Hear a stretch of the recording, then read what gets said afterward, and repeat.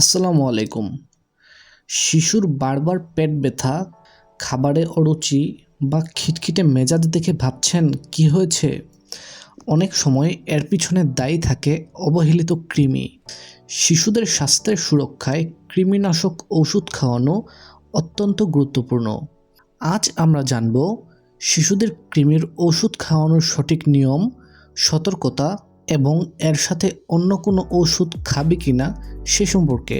তো চলুন শুরু করি।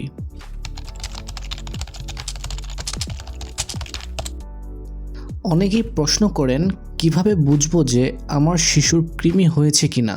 শিশুদের কৃমি সংক্রমণের প্রধান লক্ষণসমূহ: মলদ্বারের চুলকানি, এটি সবচেয়ে সাধারণ লক্ষণ।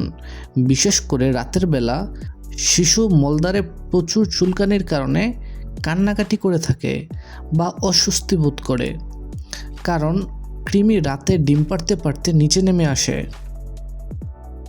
পেট ব্যথা ও পেট ফাঁপা, নাভির চারপাশে কামড় দিয়ে ব্যথা হওয়া বা সবসময় পেটটা একটু ফোলা বা শক্ত হয়ে থাকা, এগুলো কৃমির লক্ষণ হতে পারে। খাবারে অরুচি ও ওজন কমে যাওয়া, বাচ্চা খেতে চায় না, আর খেলেও তার শরীরে লাগে না। দিন দিন বাচ্চা রোগা হয়ে যায়, কারণ তার পুষ্টি কৃমিরা খেয়ে ফেলে। দাঁত কিরমির করা, অনেক শিশু ঘুমের মধ্যে দাঁত কিরমির করে। যদিও এর অন্য কারণও থাকতে পারে, তবে কৃমি এর অন্যতম প্রধান কারণ। বমি ভাব ও লালা পড়া, সকালে ঘুম থেকে ওঠার পর বমি ভাব হওয়া বা ঘুমের মধ্যে মুখ থেকে লালা পড়া, এগুলো কৃমির উপস্থিতির জানান দেয়। খিটখিটে মেজাজ ও অস্থিরতা, শরীরে অস্বস্তি থাকার কারণে শিশু সবসময় খিটখিটে মেজাজে থাকে এবং রাতে ঠিকমতো ঘুমাতে পারে না। শিশুর পায়খানায় কৃমি বা সাদা গুটি দেখা, অনেক সময় শিশুর পায়খানার সাথে সুতোর মতো ছোট ছোট কৃমি বা সাদা চালের গুটির মতো ডিম দেখা যেতে পারে। এগুলো সবই কৃমির লক্ষণ। শিশুকে কত বছর বয়স থেকে কৃমির ওষুধ দেওয়া শুরু করা যাবে? সাধারণত 1 বছরের পর থেকে শিশুকে কৃমির ওষুধ দেওয়া যায়। তবে বিশ্ব স্বাস্থ্য সংস্থার মতে যদি এলাকায় কৃমির প্রাদুর্ভাব বেশি হয়, তবে বিশেষজ্ঞ চিকিৎসকদের পরামর্শে 10 মাসের পর থেকেই শিশুকে কৃমির ওষুধ দেওয়া যায়। কৃমির ওষুধ খাওয়ানোর সঠিক নিয়ম কোনটি? অনেকে মনে করেন কৃমির ওষুধ খালি পেটে খেতে হয়, যা আসলে একটি ভুল ধারণা। কৃমির ওষুধ সাধারণত ভরা পেটে খেলে বেশি ভালো কাজ করে, বিশেষ করে রাতে ঘুমানোর আগে বা ভারী খাবার খাওয়ার পরে এটি খাওয়ানো সবচেয়ে কার্যকর। পরিবারের সবাইকে কি একসাথে কৃমির ওষুধ খেতে হবে? হ্যাঁ, এটি সবচেয়ে গুরুত্বপূর্ণ পয়েন্ট। যদি শিশুর শরীরে কৃমি হয়, তবে পরিবারের সকল সদস্যকে একই দিনে কৃমির ওষুধ খেতে হবে। তবে গর্ভবতী নারী ও 1 বছরের কম বয়সী শিশুদের কৃমির ওষুধ খেতে অবশ্যই ডাক্তারের পরামর্শ নিতে হবে। কতদিন অন্তর ওষুধ খাওয়াতে হবে? সাধারণত প্রতি 6 মাস অন্তর অন্তর একবার কৃমির ওষুধের কোর্স খাওয়াতে হয়। তবে অতিরিক্ত সংক্রমণ থাকলে চিকিৎসকদের পরামর্শে 3 মাস পর পর একটি করে কোর্স দেওয়া যেতে পারে।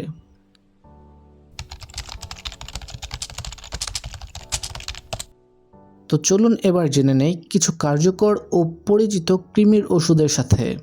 বাংলাদেশে বেশ কিছু কার্যকর ও পরিচিত কৃমির ওষুধ রয়েছে। এলবেন ডিএস 400 mg, এলমেক্স 400 mg, বেন এ 400 mg। এগুলোর যে কোনো একটি ট্যাবলেট একজন প্রাপ্তবয়স্ক মানুষ ভাত খাওয়ার পরে একবার খাবে। একবার একটি ট্যাবলেট খেলেই তার কোর্স কমপ্লিট হয়ে যাবে। আর বাচ্চাদের জন্য এলবেন বা এলমেক্স সিরাপ 5 মিলি করে খাওয়াবেন একবারই। একবার খেলেই কোর্স কমপ্লিট হয়ে যাবে। অবশ্যই ভরা পেটে খাওয়াবেন। যদি এই গ্রুপের ওষুধ খেতে না চান, তবে আরেক গ্রুপের ওষুধ আছে। সোলাস 100 mg, পেনামক্স 100 mg, 100 mg এর একটি ট্যাবলেট দিনে 2 বার সকালে এবং রাতে ভাত খাওয়ার পর খেতে হবে।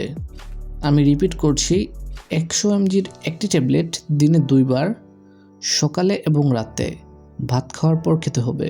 এভাবে মোট 3 দিন খেতে হবে। 3 দিনে মোট 6টি ট্যাবলেট খেতে হবে। এতে কোর্স কমপ্লিট হয়ে যাবে। আর বাচ্চাদের জন্য 5 মিলি করে সিরাপ দিনে 2 বার সকালে এবং রাতে ভাত খাওয়ার পর খেতে হবে। মোট 3 দিন খেতে হবে। কৃমির ওষুধের সাথে অন্য কোনো ওষুধ খেতে হবে কিনা, এটি একটি গুরুত্বপূর্ণ প্রশ্ন। সাধারণত কৃমির ওষুধের সাথে নিচের বিষয়গুলো খেয়াল রাখতে হয়। অ্যালার্জি বা চুলকানি। কিছু শিশুর কৃমি মরার সময় শরীরে টক্সিন নিঃসৃত হয়, যার ফলে চুলকানি হতে পারে। এক্ষেত্রে ডাক্তাররা অনেক সময় চুলকানি কমানোর জন্য সিরাপ সাজেস্ট করেন, যেমন ফেক্সোফেনাডিন জাতীয় সিরাপ।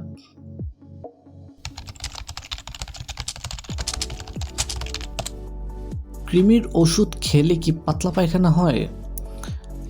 অনেকের ক্ষেত্রে সামান্য পেট ব্যথা বা হালকা পাতলা পায়খানা হতে পারে, যা কৃমি বের হয়ে যাওয়ার স্বাভাবিক লক্ষণ। এতে ভয় পাওয়ার কিছু নেই। মিষ্টি জাতীয় খাবার খেলে কি কৃমি বাড়ে?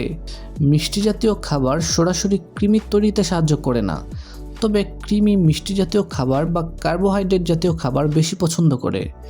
তাই অতিরিক্ত মিষ্টি কৃমির বংশবিস্তার বাড়াতে পরোক্ষভাবে সাহায্য করতে পারে। ওষুধ খাওয়ার পর কৃমি মরে পায়খানার সাথে বের হয় না কেন?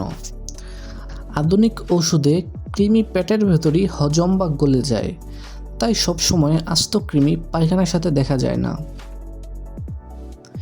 কৃমির ওষুধ খেলে কি বমি বমি ভাব হতে পারে?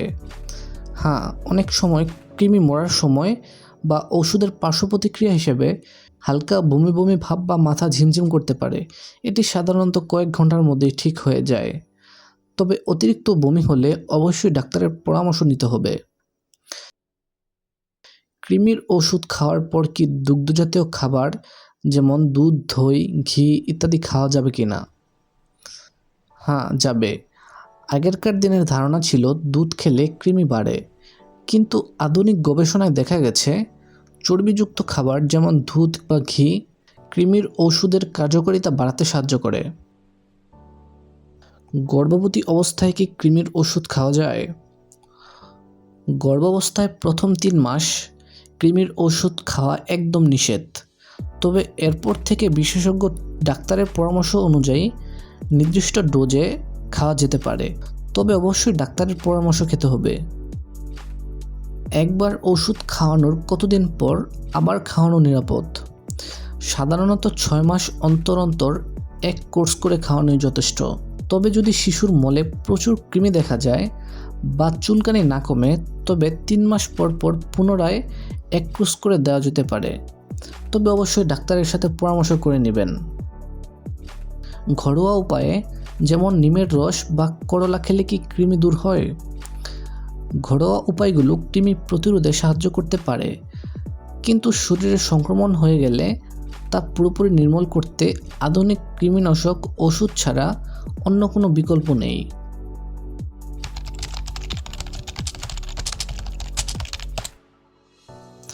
কৃমির ওষুধ খাওয়ানোর সময় যা করবেন না। কৃমির ওষুধ খাওয়ানোর ক্ষেত্রে কেবল নিয়ম জানলেই চলে না, কিছু কাজ রয়েছে যা কখনোই করা উচিত নয়। অসতর্কতার কারণে ওষুধের কার্যকারিতা নষ্ট হতে পারে। অসুস্থ অবস্থায় কৃমির ওষুধ নয়। শিশুর যদি তীব্র জ্বর, পাতলা পায়খানা বা বমি হতে থাকে, তবে সেই অবস্থায় কৃমির ওষুধ খাওয়াবেন না। শিশু পুরোপুরি সুস্থ হওয়ার পর কৃমির ওষুধ দিন। খালি পেটে খাওয়ানো এড়িয়ে চলুন। আগেকার দিনে কৃমির ওষুধ খালি পেটে খাওয়ানোর কথা বলা হতো, কিন্তু আধুনিক অ্যালবেন্ডাজল বা মেবেন্ডাজল গ্রুপের ওষুধগুলো চর্বিযুক্ত বা ভরা পেটে ভালো কাজ করে। খালি পেটে কৃমির ওষুধ খেলে অনেক সময় পেটে মোচড় দিয়ে ব্যথা বা বমি হতে পারে। ভুল ডোজ বা বারবার খাওয়ানো। অনেকে মনে করেন বেশি ওষুধ খাওয়ালে দ্রুত কৃমি মারা যাবে। এটি মারাত্মক ভুল ধারণা। অতিরিক্ত ডোজ শিশুর লিভারের ক্ষতি করতে পারে। ডাক্তারের পরামর্শ ছাড়া নির্দিষ্ট মেয়াদের আগে বারবার ওষুধ দেবেন না। সাধারণত 6 মাস অন্তর অন্তর কৃমির ওষুধ খাওয়াতে হয়। চিনি বা মিষ্টির সাথে ওষুধ মিশিয়ে দেওয়া। শিশুকে ওষুধ খাওয়ানোর জন্য অনেক সময় অতিরিক্ত চিনি বা মিষ্টি শরবতের সাথে সিরাপ মেশানো হয়। এটি করবেন না, কারণ কৃমি মিষ্টি জাতীয় পরিবেশে বেশি সক্রিয় থাকে। প্রয়োজনে সামান্য পানি বা দুধের সাথে সিরাপ মিশিয়ে দিতে পারেন। শিশুকে ট্যাবলেট গিলে খেতে বাধ্য করবেন না। ছোট শিশুদের, বিশেষ করে 5 বছরের নিচে, আস্ত ট্যাবলেট গিলে খেতে দেবেন না। এতে শ্বাসনালীতে আটকে যাওয়ার ঝুঁকি থাকে। বড় ট্যাবলেট হলে তা গুঁড়ো করে বা চিবিয়ে খেতে দিন। খালি পায়ে হাঁটা যাবে না। অনেক সময় পায়ের তালুর চামড়া ফুটো করে শিশুর শরীরে কৃমি ঢোকে, তাই আপনার শিশুকে জুতা পরানোর অভ্যাস করে তুলুন।